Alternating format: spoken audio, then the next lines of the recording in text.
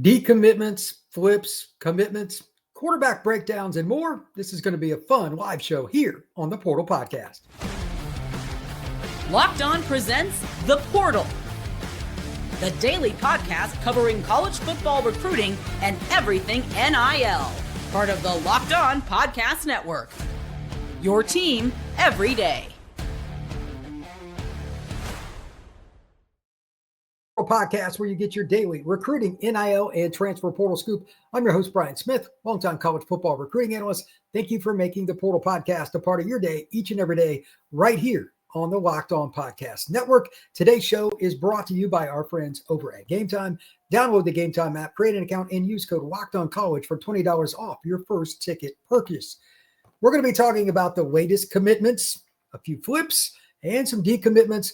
And then we're going to get into some film breakdowns. We've got three quarterbacks, Ohio State, Notre Dame, and Alabama for the class of 27, as that class is already getting started.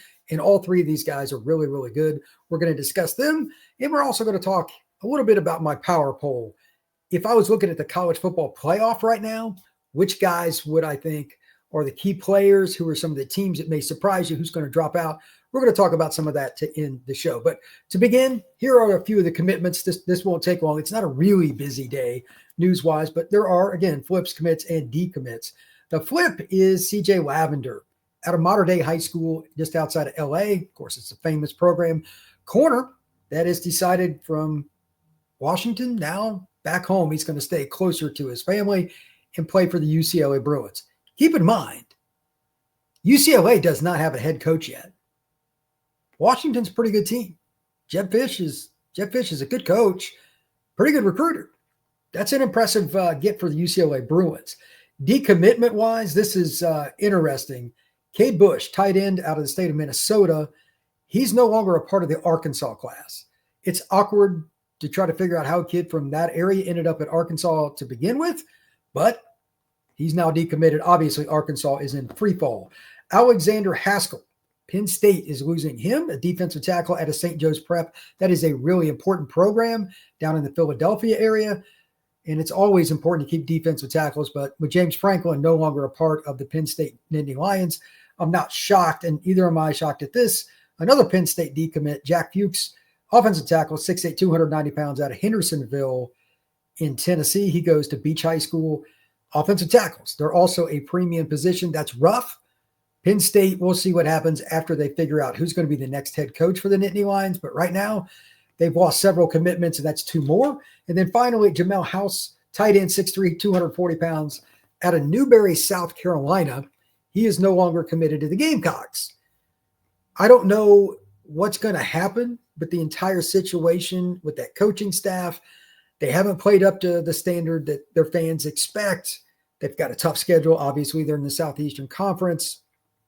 Is there going to be any kind of coaching movement there at all? So whether it's coordinators, head coach, obviously a certain job in Blacksburg, Virginia is open. Beamer, will he take the Virginia Tech job? I don't think so necessarily, but it's possible. So you could see some more movement with South Carolina recruits and just in general. I think it's a possibility that they're going to be on the hot seat because fans they're really crazy and rabid for the Gamecocks, and they're not having the best of seasons, especially after getting smacked by Oklahoma at home last weekend. Now, before I dive into the film, a couple of things to note. Number one, we're going to see a lot of movement because of what I just mentioned with the coaching stuff. Napier, who knows who's going to be replacing him at the University of Florida. Lane Kiffin is allegedly the number one guy. And allegedly Marcus Freeman is no longer in the mix at Florida, or never really was. He doesn't want the job, allegedly. Who else would Florida want? Think about that, because that's about as top of the board as you can get for a coaching situation, and that impacts every recruit in America. Because as soon as a coach is hired, somebody's got to go replace that spot. And all these recruits around the nation, they're attached to coaches first, far, far more often than they are to the schools. So every time a coaching hire or a decision for somebody to step down, even if it's an assistant, there will be recruiting ramifications. Secondarily, don't forget about the portal. It's the same thing. The guys that are already on campus. Napier was an extremely popular coach. Let's just use him as one barometer. That's going to cost Florida some recruits, sure, but it could also cost them guys on the roster. How many will it be? I don't know, but it's difficult to sit there and say, well, this is going to go great. Is it? Is it really? I'm not sure how quickly Florida will transition, and some of the coaches are after, like Kiffin, like if he does pick it, is he really going to leave for the Florida job before going to the playoff with the Rebels? They've got a chance to make the college football playoff, a pretty good one. This is a very volatile time. And final, just extra point, signing day is the first Wednesday in December. That is a grand total of 4 days after the final game. You have no time to finish your class. So even if somebody finished their season at a school, whether it's Florida or somewhere else, they take the gig, UCLA, Virginia Tech, Oklahoma State, whatever it may be, it's going to be hard. We're going to see a ton of kids flip between now and National Signing Day, and especially on signing day, because recruiting is built on relationships. Never, ever forget that. And to that point, Edmonds, Brady Edmonds. This is a quarterback that is not just good. He is the most recent Ohio State commitment. He's in class of 27 that you should know about. He's been committed for a long time, actually.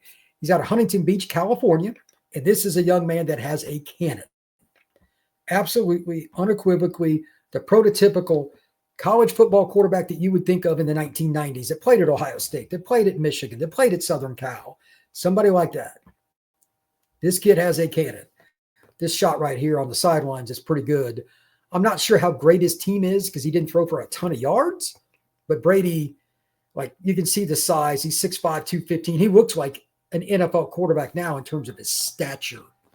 And watching him throw the football over and over, when he steps into one, I'm not saying he's going to be the same player, but he's from the same area. He reminds me a little bit of a guy that played at USC, won the Heisman Trophy in 2002. Another California guy. Anybody know what I'm talking about? I'll let some people try to guess a little bit here. But look, there are a lot of quarterbacks that come out of California. Very few of them have the stature of Brady Edmonds.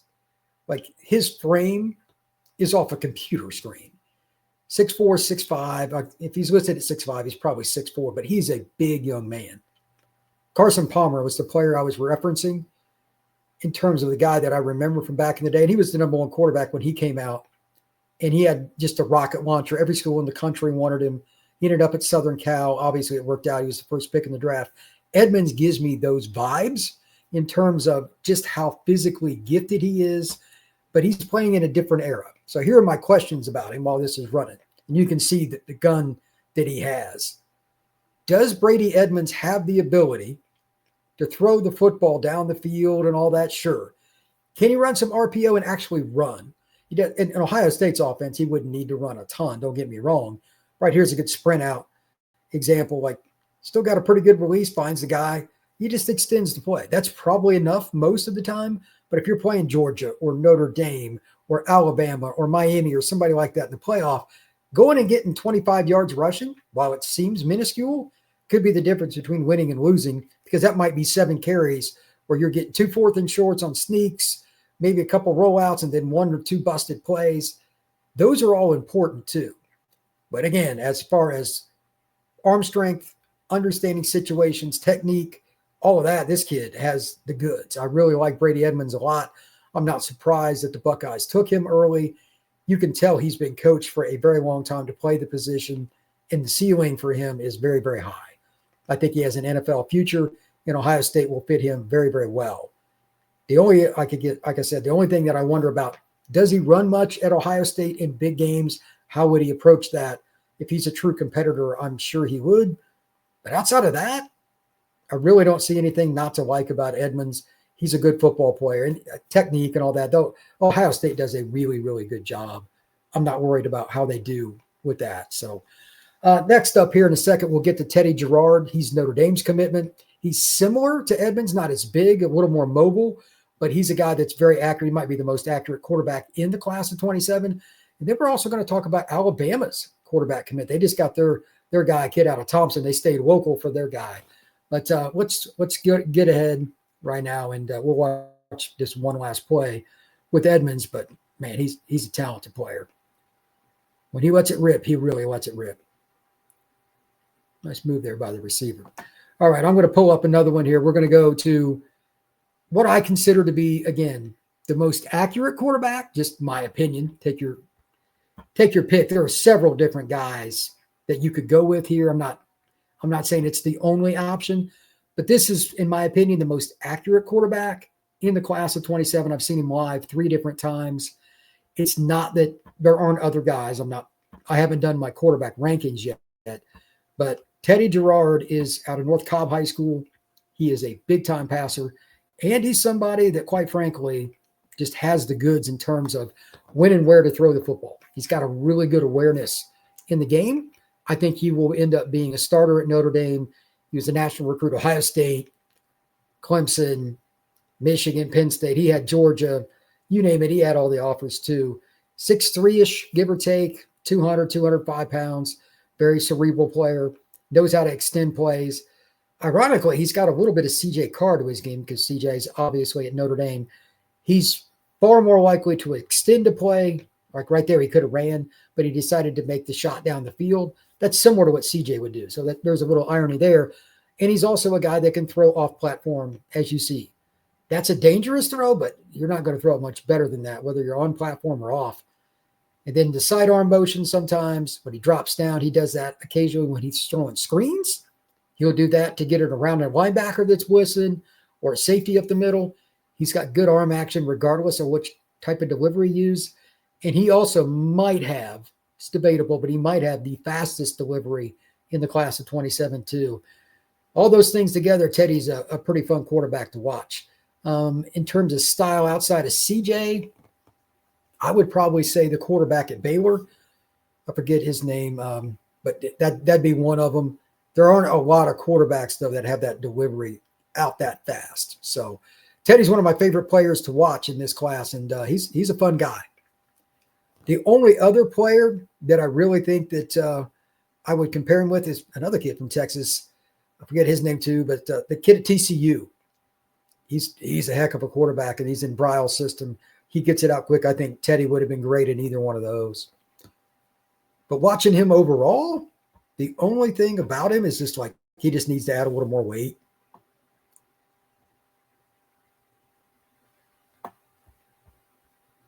The accuracy is very uncanny. This is him last year when he was playing at North Cobb Christian. He's since transferred over to North Cobb High School, the public school.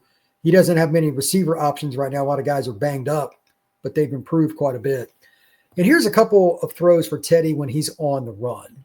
This is a rather surprise to me. I didn't know this until I watched the film because I'd seen him at the Rivals camp and then the Rivals 5-star camp, and I've seen him in one game. He doesn't run a ton. Again, it's not his preference. He'd rather extend the play. But when he does, sometimes he'll let it go right before he gets across the line, and other times he'll go get himself 5 to 10 yards and extend a drive. He is a willing runner if he has to be, though.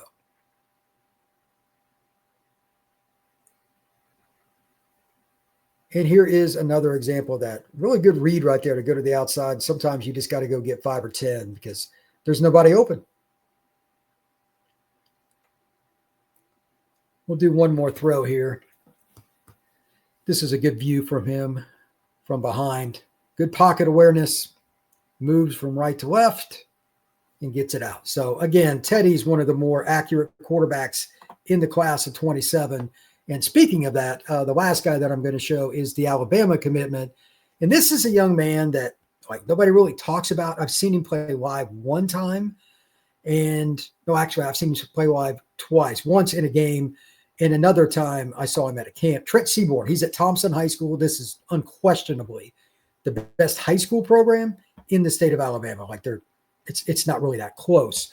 But he is the epitome of the on-time, absolutely no doubt about it, accurate, consistent, know what you're doing. You're not going to confuse him. You can tell he lives it, he breathes it. This is a young man that really, really understands football. And I'm growing to like him more. He's not the biggest guy, but he's added weight. He's strong, and he's a better runner than people know. The game that I saw Trent play last year was at Auburn High in the playoffs. He had like a 75 or 80-yard touchdown run on a scramble. He's good at everything he does. There is nothing you can say, oh, man, he's nowhere near where he needs to be. And the system at Alabama is a tremendous fit for Seaborn as well. He's really athletic. He has the ability to throw the football all around. I don't think there's anybody that I would be disappointed with in regards to Seaborn in terms of like which school he could play. He'd figure it out. But Alabama might be the best fit for him out of anybody. It's ironic because that school is about, from where he lives, maybe an hour. So it's pretty convenient. So DeBoer, Grubbs, they get a guy that fits their scheme. He's local. He's at the best program. So the Alabama Crimson Tide absolutely gets somebody that fits what they're trying to do. Watch his delivery too. Like it's just consistent each and every time, whether he's on the run or not, he can really, really get it out quick. And he's just naturally accurate. He was the same way when I saw him in the playoff game at Auburn. Very consistent.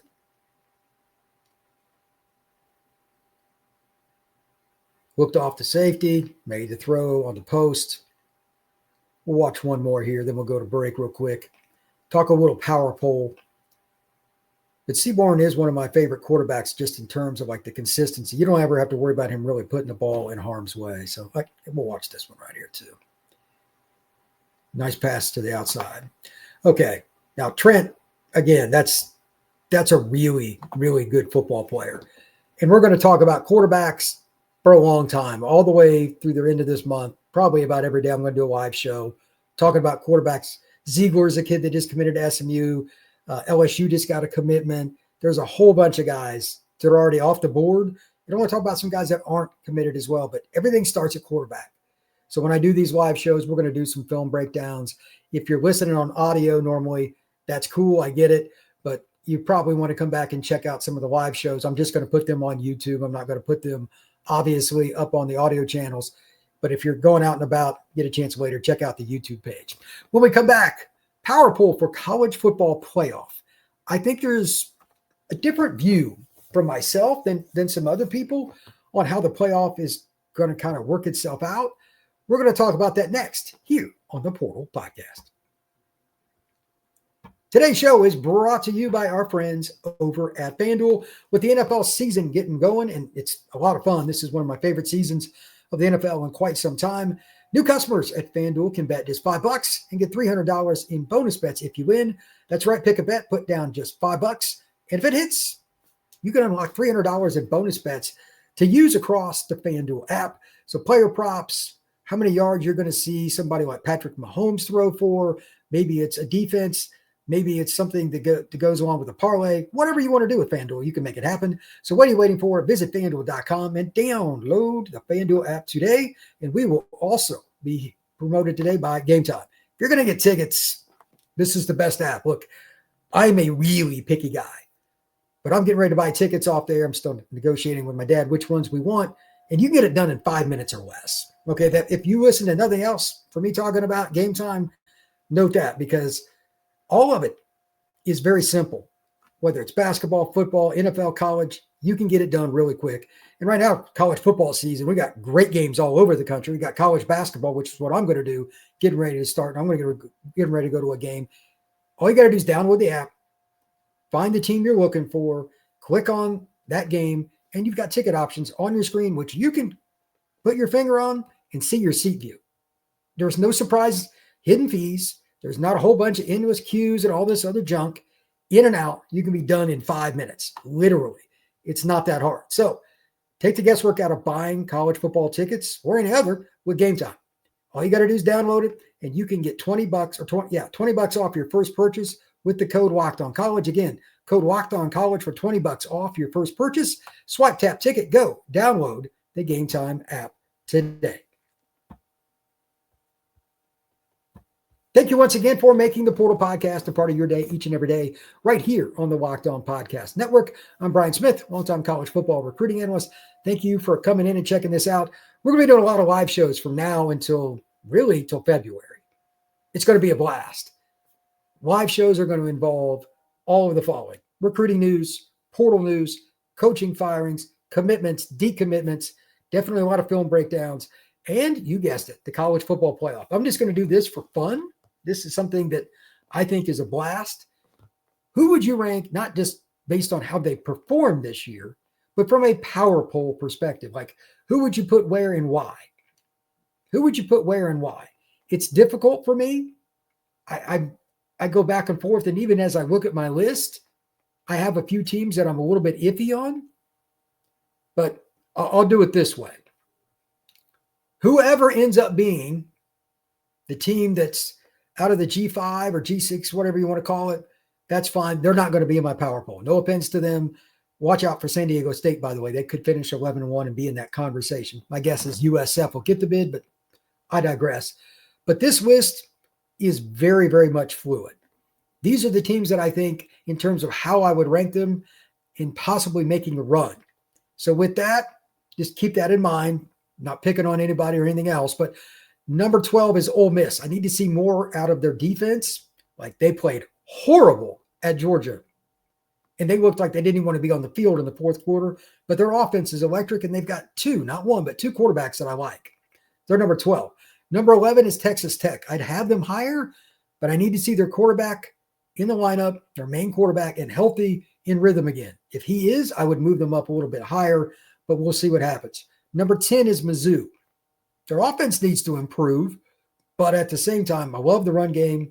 Obviously, Ahmad is tremendous running back, and that defense is legit.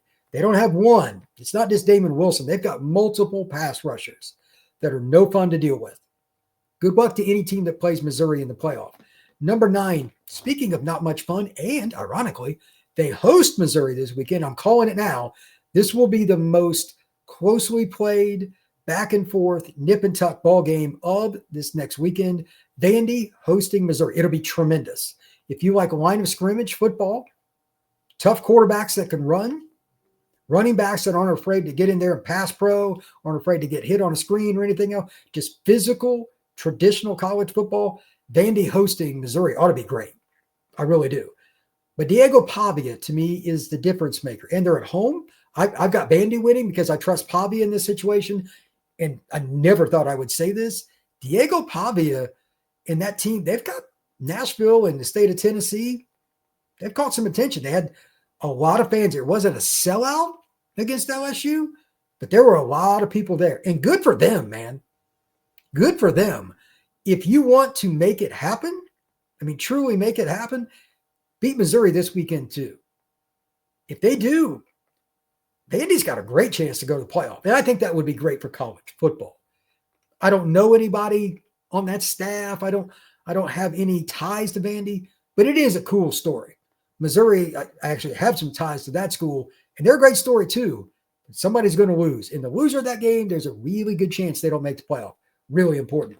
Number 8 is Bama. The reason I don't have them higher before somebody says, what are you doing? They don't run the ball very well. This past week, Jeremy Bernard was their leading rusher. What? There was another game this year that Ty Simpson, the not super mobile quarterback, also led him rushing. I forget what it was, but the total for the running back was like 20 yards, and Simpson had like 26. And I'm like, that's not a good sign. The run defense is not as good as it should be either. I think they're beatable against teams that are really good at the line of scrimmage. Miami, Texas A&M, Ohio State, definitely. I think they're definitively the best team. Notre Dame, Georgia, possibly, if they've had a rematch, could beat them, but Alabama outcoached them that first game, no doubt.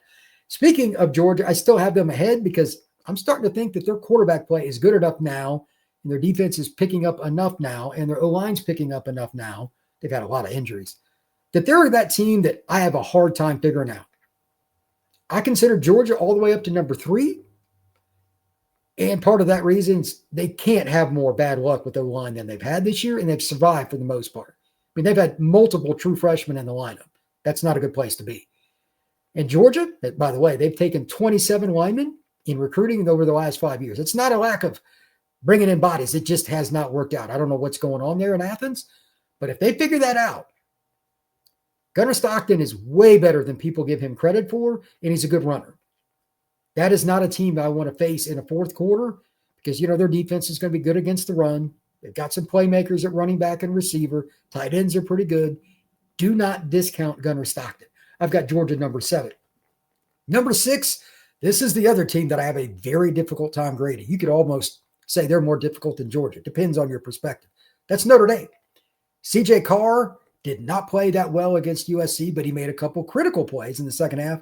A TD pass and a couple of runs, one of which was a scoring play. If they're good on offense in the red zone, or if they figure out short yardage, they're a possible juggernaut on offense. Welvin Price in the backfield, Eli Raritan at tight end, Malachi out there at the boundary spot, Jordan Faison. They've got weapons on offense.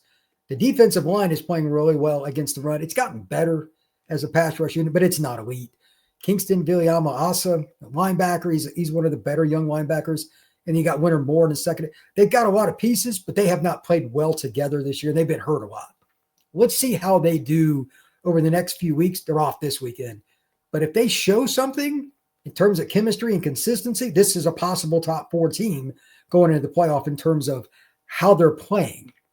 Or they could lay an egg and get beat by Pittsburgh. That's the only game left I think they got a chance to lose and not even make the playoff. Neither one of those would surprise me.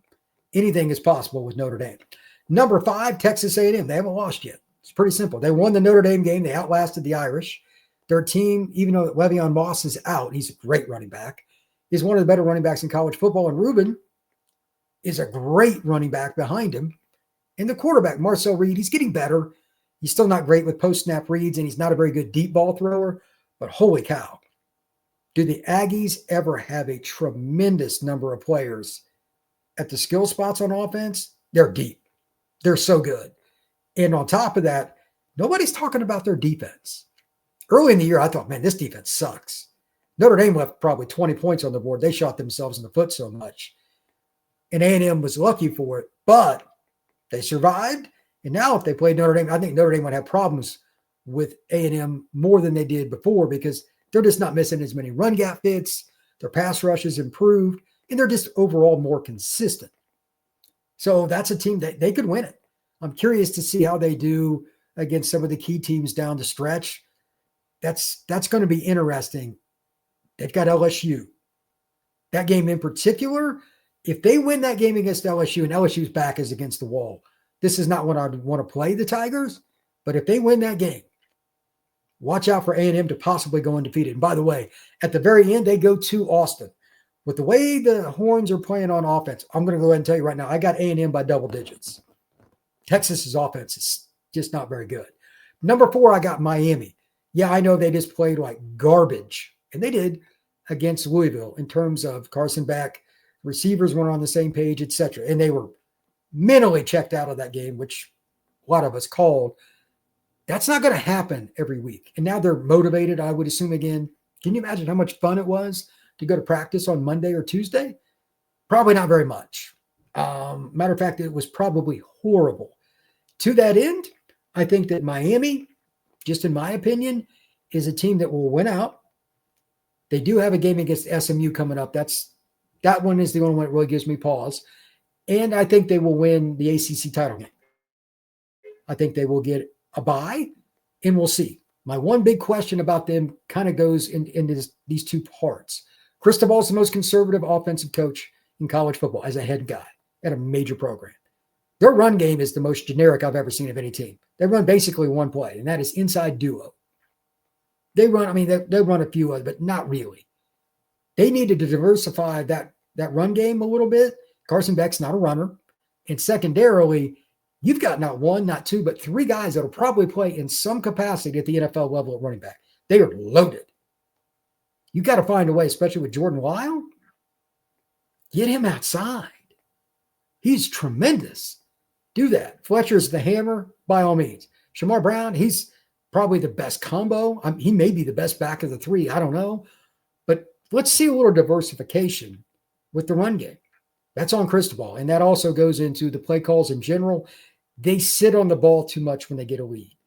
Against one of these other teams, whether it's A&M or Alabama or whoever it is in the playoff, you can't just sit on the lead. You got to throw it. Even when you're ahead, it's okay. It's not illegal. Number 3, Oregon. Not really shocking.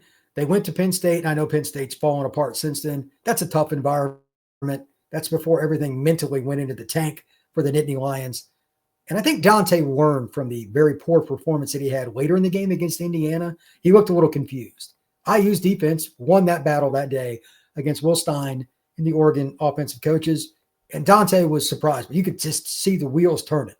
I've had a chance to be around Dante a few times. He's a great kid, very intelligent. He was an elite student coming out of high school. This is a guy that's going to figure it out. Anybody that is out on Dante Moore is missing. He is a very good player. And they've got a time, like, I'm not even going to name the skill talent they have. It's grotesque.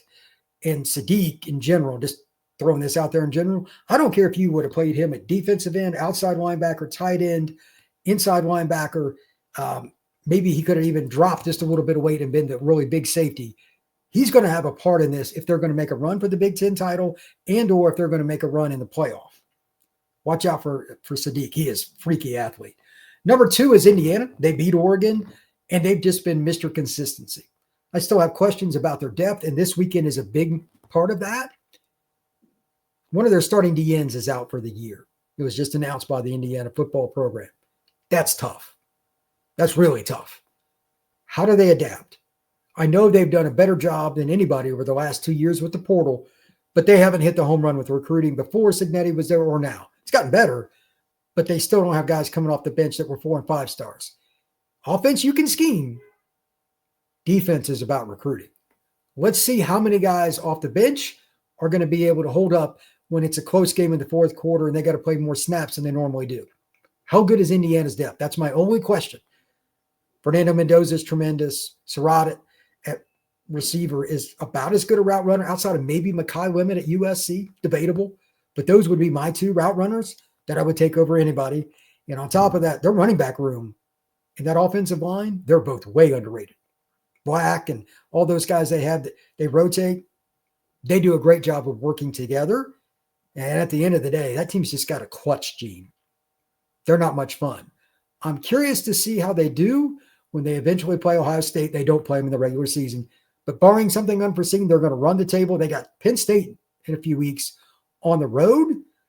Is Penn State going to show up? I have no idea what Ethan Gruntmeyer and that team's going to do. But that should be a good game. That'll be a test. But other than that, they should go undefeated. They'll play Ohio State in the Big Ten title game, and we'll see. And then, of course, Ohio State. Let me be very clear about this. The job that the Ohio State team is doing, they're number 1, and I don't think it's particularly close. It's because of the defense. Name me the answer to this. What team that was even top 5 at the end of the year, anytime in recent memory in college football, pick the year. How many have done this? Lose all 4 of your down linemen, and then the next group comes in, and it's like you didn't lose anything. It's insane. They got good players, don't get me wrong. Kenyatta Jackson, Caden Curry, and they've got guys. But for the love of mankind, they've got one of the best defensive strings going of anybody in college football. And the back seven's what gets most of the attention. I'm cool with it. Ogbenosa is my one concern there. He's had more penalties in the last 2 years than probably any corner in college football. That guy is a walking yellow flag. But outside of that, the back seven, in particular, a certain safety, who I think is the most pure football player there is, they're elite. Can anybody score 30 on Ohio State this year, regular season or postseason? That is my question. And again, name a team that lost all 4 guys, lost all 4 up front, and have a defense even remotely like Ohio State's. I haven't even talked about the offensive fun stuff. Ennis, Tate, and Jeremiah, I knew all 3 of those when I was living in Florida, following their teams around 7-on-7 and all that stuff, going to high school games. I knew they were going to be good. That's low-hanging fruit. But then you got the quarterback situation. Did anybody see Julian Sayin being this good, this fast? He should be in New York, in my opinion, for the Heisman ceremony. I'm not saying he should win it, but he could. He's up there. It's insane how good their offense is. The only question on offense, I need to see them run the ball a little better. There's some question. Bo Jackson, the young running back, could be the guy. They've got multiple players that are going through that. I have no idea how that's going to go. But it's not like they're I wouldn't say they're the only team that can get away with having like a 75-yard rushing performance as a team and still win a playoff game. But they're one of maybe 4 or 5. Maybe A&M, Marcel Reed can run. CJ Carr's good enough. I can see that. When he's on, Carson Beckett, there's a handful. But if Ohio State even runs for Like if you gave them 120 yards rushing against every team that's possible, would you pick them to lose against anybody in the college football playoff? I probably wouldn't. In my opinion, you're going to get beat by the receivers and tight ends for the most part anyway.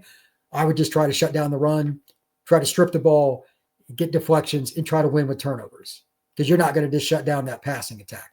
That would be my way to go. It's still not a really good one, but I don't think there's a better option. So right now, to me, Ohio State is number 1, Indiana's 2, Oregon's 3, etc. But I think there's a gap between Ohio State and everybody else. So thank you once again for making this live edition of the Portal Podcast a fun one. I hope everybody enjoyed it. I'm going to start doing these more and more. Probably do them around noon most of the time, just after 12. Let people that are on lunch break have a little fun. But everybody, please like and subscribe. We will see you again soon on the Portal Podcast.